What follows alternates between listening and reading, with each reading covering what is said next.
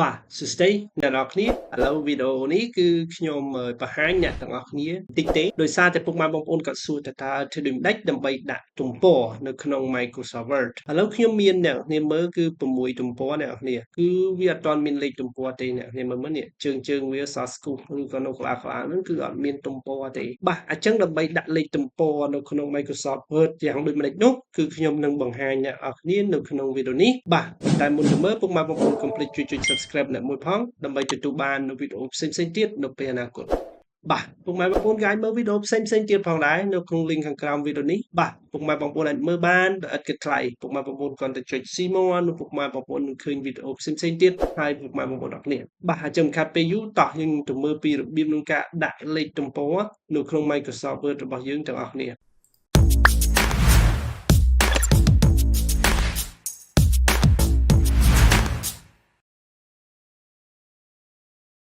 បាទឥឡូវខ្ញុំបង្ហាញពុកម៉ែបងប្អូនតែម្ដងនៅក្នុងការដាក់លេខទំព័រនៅក្នុង Microsoft Word របស់យើងបាទវីដេអូនេះគឺបង្ហាញគ្រាន់តែជាការដាក់ទំព័រទេបើសិនជាពុកម៉ែបងប្អូនមានចម្ងល់ទៀតទាក់ទងទៅនឹងការដាក់ទំព័រទុកកន្លែងណានោះដែលជាគេហៅថា content ឬក៏កន្លែង cover យើងអត់ដាក់ទំព័រទេពុកម៉ែបងប្អូនសួរទៅបាទ comment សួរមកខ្ញុំនឹងធ្វើវីដេអូបង្ហាញមួយទៀតពីរបៀបនៃការដាក់ទំព័រដែរប៉ុន្តែធ្វើការទុកនៅ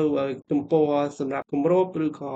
សម្រាប់ដាក់ content ដាក់អីចឹងទៅតោះអញ្ចឹងពុកម៉ែបងប្អូនធ្វើការចូលទៅកាន់ insert បាទមុនដំបូងចូលកាន់ insert ហើយបន្ទាប់ពីចូលកាន់ insert ពុកម៉ែបងប្អូនទៅមើលក្រុមនេះក្រុមមានច្រើនពុកម៉ែបងប្អូនមើលក្រុមកន្លែងគេដាក់ថា header and footer នេះវាមាន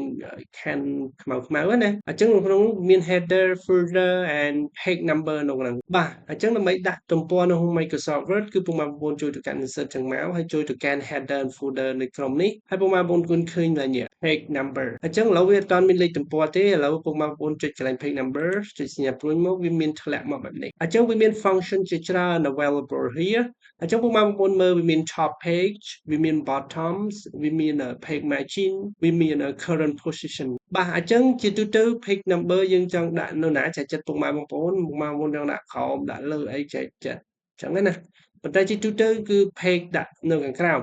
ពេលពុកម៉ែបងប្អូនដាក់នៅខាងលើក៏ដាក់តែប៉ុន្តែខ្ញុំបង្ហាញពុកម៉ែបងប្អូនដាក់នៅខាងក្រោមពុកម៉ែបងប្អូនចង់ដាក់ style បែបណានៅខាងលើខាងក្រោមអីច្រើនចិត្តបាទអញ្ចឹងខ្ញុំបង្ហាញដាក់ខាងក្រោមអញ្ចឹងខ្ញុំចូលទៅកាន់ bottom of the page អញ្ចឹងពុកម៉ែបងប្អូនវាមាន load function នៅខាងនេះគេហៅថា simple នៅខាងនេះបាទវាមាននៅនេះទៀតពុកម៉ែបងប្អូនដាក់មកអញ្ចឹងហើយអូសមកនេះទៀតមកវាមានទៀតអញ្ចឹងពុកម៉ែបងប្អូនចង់ដាក់នៅពីខាងឆ្វេងបាទនៅខាងក្រោមខាងឆ្វេងឬក៏នៅកណ្ដាលឬក៏នៅខាងក្រោមផ្នែកខាងស្ដាំបាទពុកម៉ែបងប្អូនអាចជ្រើសទៅវាមានបន្តវាមានអីផ្សេងដែលពុកម៉ែបងប្អូនចង់ដាក់អញ្ចឹងណាបាទឥឡូវខ្ញុំយកអាមួយនេះបាទខ្ញុំយកអាមានពាក្យអង់គ្លេសពីមុខហើយ page ហើយ Thomas class 1ហើយ Thomas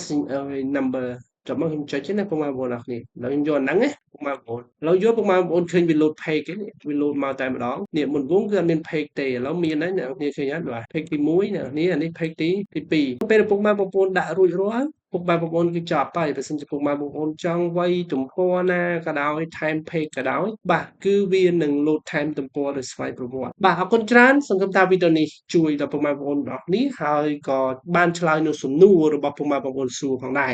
អរគុណច្រើនជួបពុកម៉ែបងប្អូននៅវីដេអូក្រោយបាទកុំភ្លេចជួយ Subscribe អ្នកមួយផងពុកម៉ែបងប្អូនទាំងអស់គ្នាបាទសូមអរគុណ